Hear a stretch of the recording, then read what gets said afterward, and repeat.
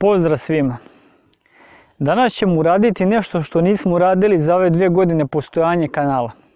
A to su pitanja i odgovori. Mnogi od vas su nas pitali kada ćemo to snimiti. Evo sad smo rešili da odradimo i tu temu. Ja sam izvukao nekih 10-ak pitanja koja su najčešća na kanalu. Pa sad ćemo početi da to radimo i da vidimo da pokušamo da odgovorimo na ista.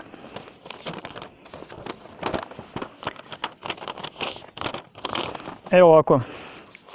Prvo pitanje, koliko vas je u Military Survival? U Military Survival se nalazimo najčešće nas dvojica. Ja i snimatelj koga niste imali priliku da vidite na ovim klipovima, ali je isto zaslužan kao ja. Omiljeni nož, to je pitanje koje se dugo provlači i na koje vam ja ne mogu dati tačan odgovor.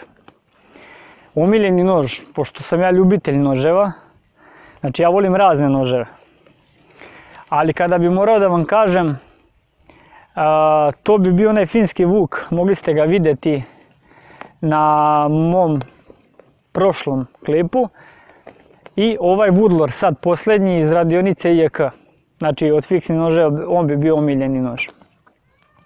Najbolji nož, treće pitanje, isto jedno od čestih pitanja koje vi postavljate meni, i najbolji nož ne postoji.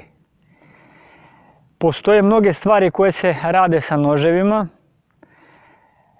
tako za svaku tu od stvari postoji neki nož koji je dobar za tu stvar.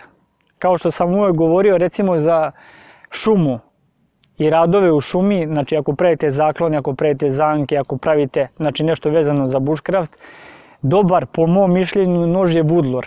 Taj princip noža znači da ima skandi sečivo i onaj vrh specifičan da možete da bušite neke rupe recimo u drvetu. To je po meni jedan od najboljih noževa za to. Znači ako ljudi koriste za izradu, recimo ako hranu obrađuju sa nožem, neki drugi nož recimo može da bude dobar za to. Tako da ne postoji najbolji nož. Koji nož uzeti do 20 eura? Jedno od čestih pitanja. Po mom mišljenju, ako uzimate nož do 20 eura, gledajte da uzmete fiksni nož. I po mom mišljenju, ovo nije reklama, ovo je neko moje mišljenje, uzmite neki od Mora noževa. Znači Švedska proizvodi te noževe i mogu vam reći, imam dosta iskustva sa tim nožima i dosta sam ih testirao. Za 20 eura najbolje kupiti jedan od tih noževa. Sad prepuštam vama da vi vidite od tih raznih modela šta oni imaju u ponudi, da uzmete nešto od tih noževa. Kaže ovako, peto pitanje, zašto ne snimiš kamp od par dana? Imaću u vidu to da snimim, ali za sad vreme je problem. Znači ja ne mogu da odvojim 5 dana, što bi voleo da uradim, da budem u prirodi 5 dana i da snimimo kamp. Znači sve od izrade skloništa, zaklona, znači vatre, ložišta, bilo šta, znači tačnije sve što se nalazi u kampu, ja to ne mogu da odradim 5 dana. Pokušat ćemo sljedeće godine, ja to vama obećavam stalno, ali ćemo pokušati sljedeće godine da uradimo bar 2 do 3 dana. Znači, eto, to je razlog, znači nemamo vremena. I ovo je malo specifično što mi radimo, ovo ne možemo da snimamo u kući, znači kad izađemo na teren, znači moramo imati vremena za to. Idemo na 6. pitanje. Zašto ne pozdravljaš u klipovima? Slušajte, ovo nije klasičan YouTube kanal kao što snimaju drugi YouTuberi. Ovo je kanal isključivo namenjen za ove stvari kao što ste vidjeli. Ne bavim se tim stvarima da pozdravljam u klipovima da se neko ne bi uvredio. Možda ću nekog pozdraviti, možda sutra nekog neću i da se taj ne bi uvredio, a ne pozdravljam nikog. Ovom prilikom vas sve pozdravljam. Kaže 7. pitanje, koliko noževa imaš? Isto specifično, to je kod mene izmenljivo. Znači nekad imam 10 noževa, nekad imam 15, nekad imam 20, nekad padnem na 5 noževa. Zbog situacije kakva je, znači na Balkanu, mi nismo u situaciji da imamo sve te noževe koje vama prikažemo. Ti noževi koji su prikazani u klipovima su bili lično moji, ali su otišli u nekim zamenama i u nekim prodajama. Tako da ja nešto menjam nešto, znači uzmem, ali ga isto sutra prodam ili ga zamenim za neki drugi nož da bi mogli sve to da testiramo i da prikažemo i da pokažemo.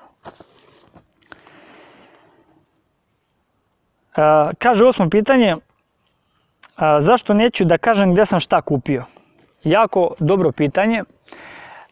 Neću to da uradim, neka to kažem, iz razloga kada smo napravili saradnju sa tim čovjekom, recimo, koji nam je poslao nešto na testiranje, zašto bi mi bukvalno reklamirali nekog, što bi rekli, za džabe. Tako da mi, znači, nećemo to raditi dok nam se neko ne javi i kaže imamo neki proizvod, imamo nešto za test, pa da ostvarimo neku saradnju. Mislim da je to skroz ok, da tako funkcioniše sve.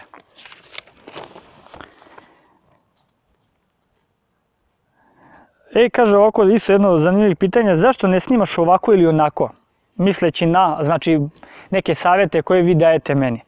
Pa šta da vam kažem, znači ja snimam onako kako ja mislim da treba da se snima. Znači ovo je moj kanal, kome se sviđa, on gleda, kome se ne sviđa, on ne mora da gleda, prosto. 3 stvari za preživljavanje. 10. znači pitanje, 3 stvari za preživljavanje. Slušajte, na prvom mjestu će biti, to uvek govorim, nož, jer sa nožem možete da uradite bukvalno sve u prirodi, a bez njega ne možete ništa. Druga stvar je fire steel, znači vatra vam je obavezna u prirodi. Upaljač manje više, ali ja sam pre za fire steel. Treća stvar će biti neka metalna posuda u kojoj možete prokuvavati vodu. I to su 3 osnovne stvari najbitnije, znači za boravak u prirodi. Bez te 3 stvari ne smete otići u divljinu, u prirodu, u planinu, bilo gde. Znači bez te 3 stvari. Ostale stvari koje nosite sa vama samo vam još mogu pomoći.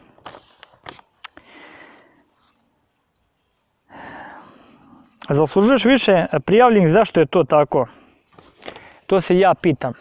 Mi za sad imamo 4000, malo jače od 4000 prijavljenih na kanalu, pa moje mišljenje je da u današnje vreme ljude ne zanima znači ovo što mi snimamo. Više vole recimo da gledaju igrice i tako neke stvari, nažalost.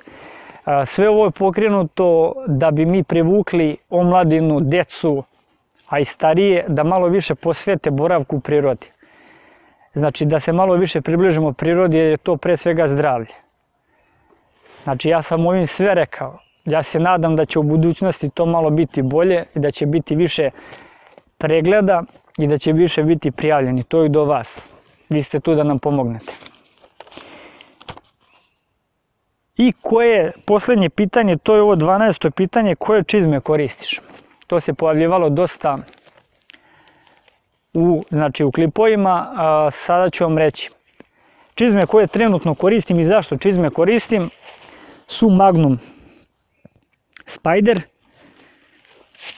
Znači, ništa posebno, ovo su čizme koje su po meni rađene više za policiju, znači za neke urbane sredine, gradske, ali posjedovao sam donedavno Matterhorn čizme, znači američke proizvodnje koje se rade isključivo za američku vojsku i po meni su to čizme broj 1 po mnogim pitanjima. To bi bilo to što se tiče ovog videa i želeo bih svima da se zahvalim na praćenju i na podršci. Pokušat ćemo znači da snimimo još klipova i da vam pomognemo što se tiče tih stvari. To bi bilo to, pa se mi vidimo u narednom klipu. Pozdrav svima!